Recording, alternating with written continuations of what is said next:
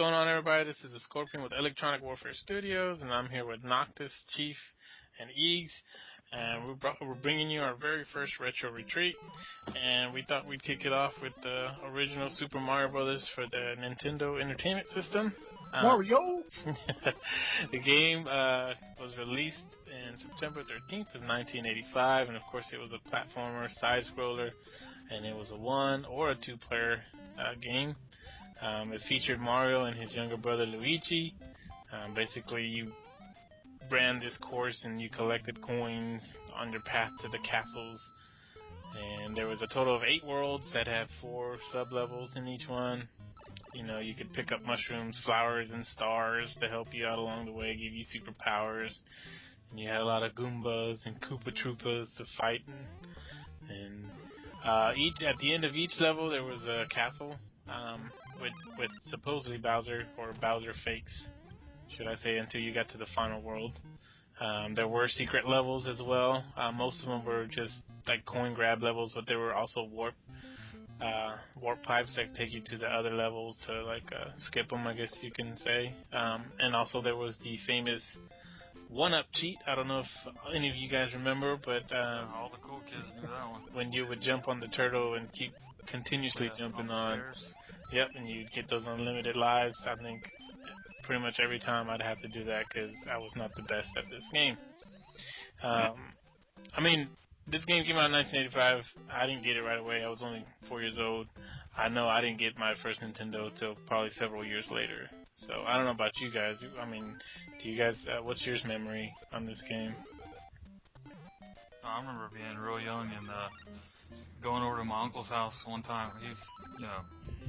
He's probably 5 or 6 years older than I am, but he let me play for a few minutes, and I was just awestruck. And from then on, it was all about games. That's what started it all for me. Mm-hmm. The career of suckiness has begun. Whatever. I have still to this day never beaten Mario Brothers on my own. That was actually one of the confessions that I had. I'd never beaten this game, ever. I've reached the last level, and I just got frustrated and tired with it. I'll probably put more hours into any game, than that game. Never beat it. I think my uncle was the only person I knew of that really beat that game. But same like you, Brando. I mean, like my uncle was a huge gamer. I mean, he went all the way back to Atari and a Commodore 64. Nice. So I mean, he still does. He's got a PS3 to this day. The guy's in his 60s. So that's awesome. He's my role model. Yeah, pretty much. But yeah, I mean, the biggest thing I remember, I'd never really played on his NES because he was too busy trying to kick the crap out of that game, that and Contra. But I do remember just kind of being somewhat awestruck with that game because all I had at that particular time I had an Intellivision. Wow. That'll tell you all old I am. So I had a freaking Intellivision, and I was like, oh wow. And of course, you had the Duck Hunt and Punch Out and more Mike Tyson's Punch Out and all that other stuff. Watching that game and watching how fun it looked, it was one of those things where I was like, okay, this is kind of cool. Ended up getting a Sega, but because you couldn't find an NES at that particular point. But it was But yeah, that kind of started the whole gaming thing for me. I mean, the only thing I remember the biggest thing I remember as far as Mario was getting it on the original Game Boy. So, and for those of you youngsters out there, Game Boy was a mini gaming system that was made by NES. It was a brick. Yeah. It was a big brick that was in kind of a green and black. Yeah. So, it was weird. Maybe we'll find it on eBay for $400 now. Yeah, they're expensive now. Yeah, those things are crazy. Little LCD. I don't know, Eags is the youngest one of what were you, 2, 3 when this game came out? Yeah, but I remember this game quite well though. I had the Duck Hunt version. Oh yeah. Oh yeah. Nice. And on a side note about beating games, I didn't beat The Legend of Zelda until I was in college, so don't feel bad. Oh, the first one? Yeah, the first one. Oh, I couldn't NES. get past the first dungeon still to this day. Well, you know that.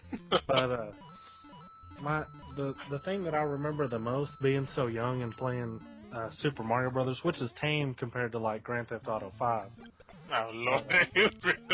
I remember the creepy music whenever you're in the dungeons and fighting Bowser. Yep.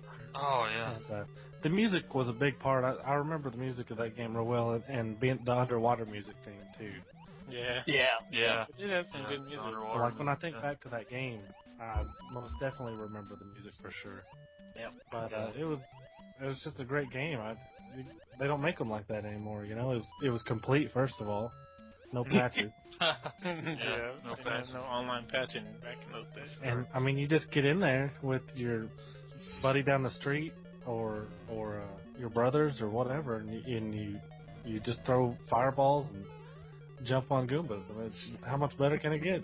I know, right? I think one of the frustrating things about this game is probably my only one complaint about this game, because like, you know, Eeg said, I mean, it was pretty much a complete game. It was fun to play, but there was no save points. You couldn't save during the game, you know, and I don't know if it was just like because when this game released, they hadn't thought about this, or maybe it hadn't come out, because I know later on NES games, you know, there were some that let you put codes in and it'd take you to a certain level or something, but you had to beat this game while your NES was on. Once you turned this game off, you start all over from scratch.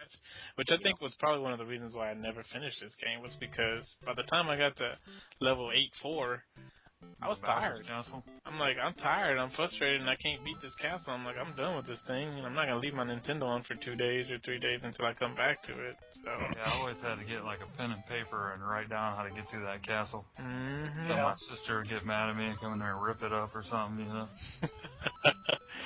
So yeah, I mean, like I said, that would probably be my only bad thing about this game. But other than that, I mean, this game was, like most of you guys, this is what started it for me. I mean, we owned an Atari, but I rarely played that game, and mostly because the games were really crap. I mean, compared to the NES, when the NES came out, it was like, oh my god, like, this is awesome. Like, compared to what the Atari and what the other systems had, I mean, this thing was like the new, huge, like, best thing ever. You're like, oh, the graphics can't get any better than this.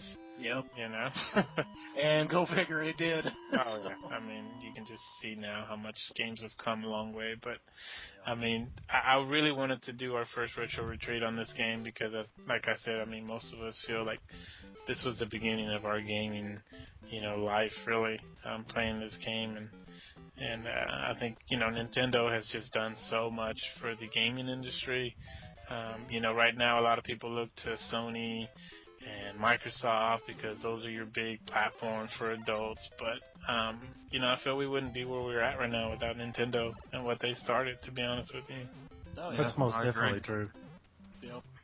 So, They they definitely restarted the game revolution. You know, that's kind of started in the late 70s, early 80s with Pong and stuff like that. So, you know, I mean, kudos to Nintendo. Unfortunately, they kind of fell to the wayside with Sony and Xbox, but I mean, you're gonna have a whole massive group of 15 to 18-year-old Call of Duty players, but think about how many 30-year-old, you know, players who range back all the way back to the NES, you know. Yep. Yeah. That's a large group of the gaming community too, if you think about it, because we were the community that started off with the Nintendo and the Genesis and the Super Nintendo. Like that's our age group. So Yeah. I mean, I love the 60-year-old uncles. and that too. I mean that too. But I mean, I feel like as a gamer, it's so awesome, like how we were able to experience from then to now, like seeing technology advance, seeing the gaming industry just explode to what it is now. I mean back then, you know, getting Nintendo, what was the Nintendo Power? What was the name of the magazine that came out? Like Nintendo Power. Oh my That's gosh! what I Like think. you would get that, it was like, oh my god! Like Yeah. this is like the coolest thing. You know, there was no internet, there was nothing like that. That was the only way you would get I your. always information. hated the kid on the school bus that had that magazine. I wanted it. Yeah, it wasn't cheap to get. Your parents were like, "What do you need a magazine on gaming for?" Oh, yeah. So, but any closing thoughts on this game so we can wrap this up? Game was awesome. I hated those punk ass turtles though. The ones that threw the hammers. Koopa Troopers? Like I said, the Hammer Bros. Hammer Bros? or whatever they Yeah, Hammer Bros. like I said, punk ass turtles. They were turtles? Yeah, I they never, were turtles. never knew what they were. I think my favorite thing about the game is it was interesting and new and amazing graphics for the time, but it was simple enough where kids our age could pick it up and have fun playing and just enjoy it. Now these games are too complicated, too many colors, Back in my day, Really? only had blue, black, and red. No, I'm just kidding. You know what's kind of sad though is Nintendo is kind of falling off the map, like you hinted at. They kind of started it all and just fade away. And they have so much behind it, so much history, so rich in history with Zelda and Mario and everything like that. It's kind of sad. Yep. Well, this is our little tribute and a little bit of a remembering of the good old days of Nintendo. And, we wish them the best because it's always good to have a little competition out there between all the industries. It only makes it better. So, thank you to Nintendo for making such an awesome system and game back in the days. And still now. I mean, they still make good stuff. Yeah. But, this was a good game, and we hopefully this is the first of many retro retreats. Again, if you guys aren't following us or subscribing to us on YouTube, please do so. Check out our blog too as well, and our Facebook page. We're on Facebook as well, and Twitter. Chief likes to get on Twitter and ramble on and say some crazy stuff sometimes, so it's always entertaining. He's always playing with his Twitter. Yeah, exactly. That's what happens when you're single. I'm sorry, folks. All right, guys. What's a Twitter? Even worse. Even worse. I'm not even gonna go there. And he ain't even the oldest person. Brando isn't even the oldest person. That's the sad part. All right, guys. Well, this is Chief Eags, Noctis, and Score with Electronic Warfare Studios, and thanks for joining us. We'll catch you later. Later.